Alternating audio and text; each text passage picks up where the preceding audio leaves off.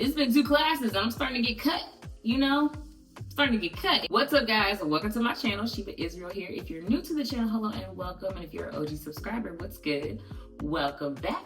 Child, Pilates by Raven or Body by Raven. She done started a whole uproar with Pilates. And I'm here to talk about it as a fellow fitness girly. If you're a Love is Blind fan, you already know Raven from season 3. She was with SK and all that whole debacle. Well, since then, she has pretty much kept up with her social media status, if you will, and particularly on TikTok, where she brought up her hot take on Pilates and the exclusivity of it. I'll go ahead and either play the audio or the video here so you can get it. What are some words that you think about when you think of like a really nice designer brand?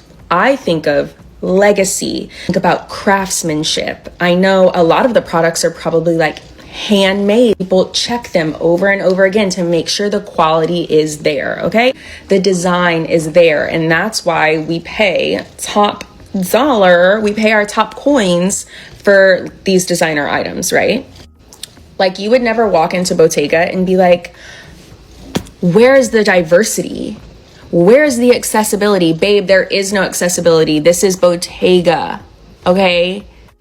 I want you to think the same way about Pilates. And I know a lot of us who've just gotten into this, or maybe we're new instructors, we haven't been trained. Pilates is a legacy, okay? People have worked generations to preserve this method of exercise. Even just training an instructor classically through a good program takes 500 hours minimum, okay?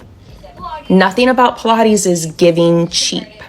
That's why things like Legree and Solid Core are more successful, right? They took away a little bit of the craftsmanship of the reformer and turned it into a megaformer. Now hire a little bit less experience in training out of instructors. That's okay, because now more people can do it, all right? And just to be clear, I am all for the accessibility of Pilates, but I do want some of the Pilates newbies to think a little bit more critically before we come on here talking about, oh, okay. So basically, she was talking about Pilates really being more of a luxury thing than an all-inclusive for everybody type thing. She was talking about how long it takes to become an instructor and how intricate it is, and equating it to like designer bags like Bottega. You don't walk into Bottega and expect it to be for everybody and things like that. Basically saying Pilates ain't for all y'all. And as someone who started taking Pilates at 12 in my living room, yes, it is. Pilates is not that serious. Pilates is great, don't get me wrong. I've been seeing great results since I got back to it. But it's not that serious, it's not that luxe. It's been marketed as super luxe, but it started in jail. A reformer is based on a jail bed. I was doing Pilates on the DVDs at 12 with the bands. It was accessible.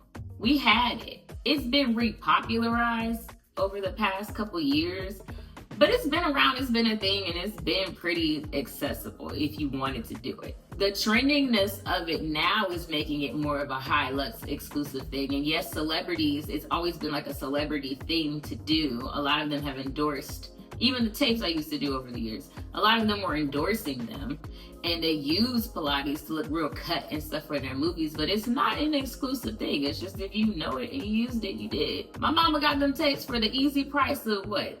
$19.99, 3 easy payments of $19.99. It was a 4 DVD thing in there. You had the buns and thighs, the abs, the arms, like it was all up in there.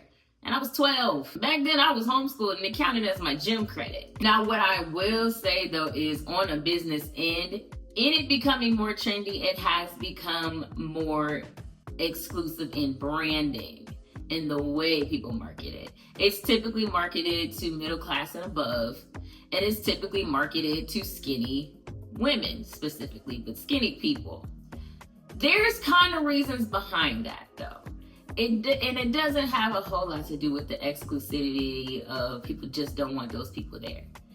One is, it's always been kind of marketed as more of a luxe celebrity-like experience, but it ain't always been that expensive. It's been accessible to at least the middle class. Anybody who could get a gym membership could take Pilates. even now, it's still not that inaccessible. At my gym right now, we take Pilates. I take the floor Pilates. It's included in my membership. If I wanted to do the reformer class, I'd have to pay a little extra, but it's there. But there is a particular market for the pricing that I would say Pilates tends to aim towards. But it don't gotta be that. If you got the coin, you got the coin. I don't think they're gonna turn you away. And I also want to say too, Raven does make Pilates more accessible. She's done a lot of free classes on YouTube that people can get to. I've used some of her YouTube stuff before in the past. It's floor Pilates, but floor Pilates, like the reformer is cool for the trends and the videos and stuff that everybody be posting, but floor Pilates will get you to it too. Even though it's marketed kind of like an Inclusivity, kind of Orange Theory-ish, if you remember when that was real popular type thing, it's really not though. It's actually very accessible if you want Pilates in your life. You can actually learn the moves and do it yourself. You don't even technically need an instructor. I don't know about the reformer because I ain't never did the reformer. But as far as them floor Pilates moves, you can do it. And you don't need nobody's permission. Pilates was never a secret that was being gatekept. People just stopped being into it. Now it do work though. It do work though. I just got back into Pilates 2 weeks ago. I'm already seeing results on this core, but that leads me into talking about why it's marketed towards slender people a little more than larger people. It's not because you can't. It's not because you're not going to benefit.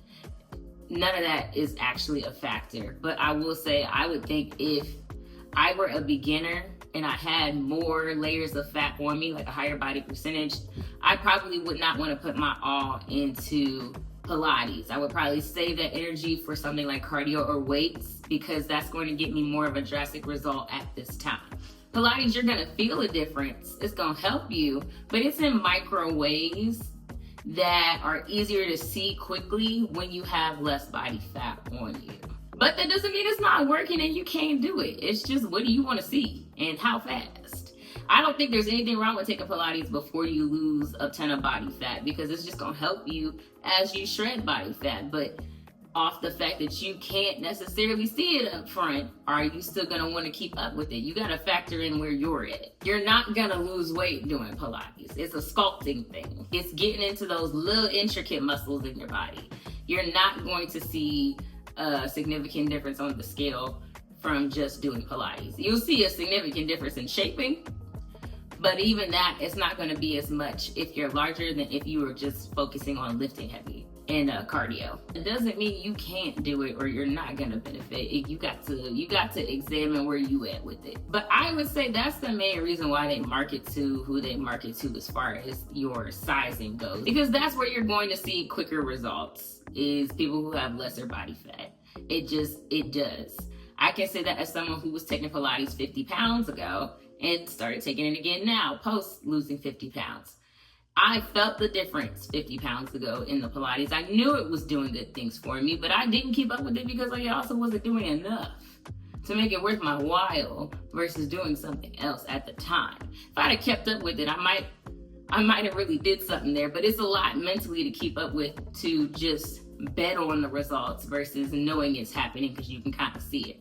This go around, it's been 2 classes and I'm starting to get cut, starting to get cut. It was a different experience than I ever had this time as far as results go.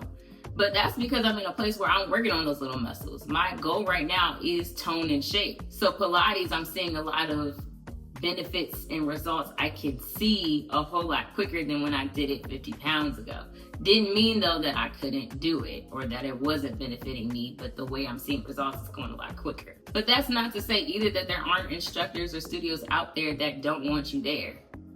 But that gets specific. That's not about Pilates across the board. That's about specific instructors or specific companies. I am basing it off personal experience when I say this, but I feel like there's just as many exclusive Pilates classes you can do versus ones that don't want you in the room. I'd rather give my money to who wants me in the room. My instructor is Black. The people I see in the room are all different types of people, shapes, sizes, male, female, like across the board, that everybody looks different. Bigger, smaller, medium. The room is very all inclusive. And Pilates actually did start out as a very inclusive thing. It was not for just white suburban women. A Black woman popularized it. I read up on the history before just a little bit, and I can't remember. I think Eartha Kitt used to do it too. But there was a specific Black woman, I can't remember who it was off the top, but she popularized it. I believe she became the first ever instructor outside of Joseph Pilates. I could be wrong on that, but I know she was one of the first ones. It's been inclusive. Now, if you want to create a luxe experience for your studio that's above the standard, I'm not mad at somebody who wants to create a expensive experience and charge for it. But I am mad at trying to say Pilates as a whole is this whole exclusive, you can't even, how you gonna hate from outside the club, you can't even get in type experience. It's not. It's really not. And that's not to knock Raven or any other instructor's hard work. It doesn't mean that a lot doesn't go into being an instructor and that it's not a great experience, but it's not that exclusive of an experience. It just is. It's just something that exists. Same way you can get a regular personal trainer, and depending on how good they are at training, how skilled they are, they can charge more. How luxe the experience is, they can charge more. Versus somebody else where the experience isn't as good. Maybe they don't have as much experience, or it's, you know, your cost is down, but your amenities are down. Like, there's a million ways that this can go. But to call Pilates in itself like this luxe exclusive thing, it's not. It can be if you make your business that way, but it's really not as a whole. It's not a badge of honor to say I took Pilates. It's just it's a nice look. Pilates is hard. Don't get me wrong. It's a hard time. It can hurt. It's a badge of honor in the way of endurance, but not in the way of you got in the class. Taking the class, like actually doing the work in it, is actually where it gets like, yeah, I can do Pilates. But as far as just getting in the room, yeah, no. Drop a comment down below. Let me know, what do you think about the whole Pilates being a luxe exclusive, like a designer bag workout experience? Or are you like me and it's like Pilates been around, it's just gotten back popularized again? Let me know what you think down in the comments below, and I will see you guys in my next video. Bye.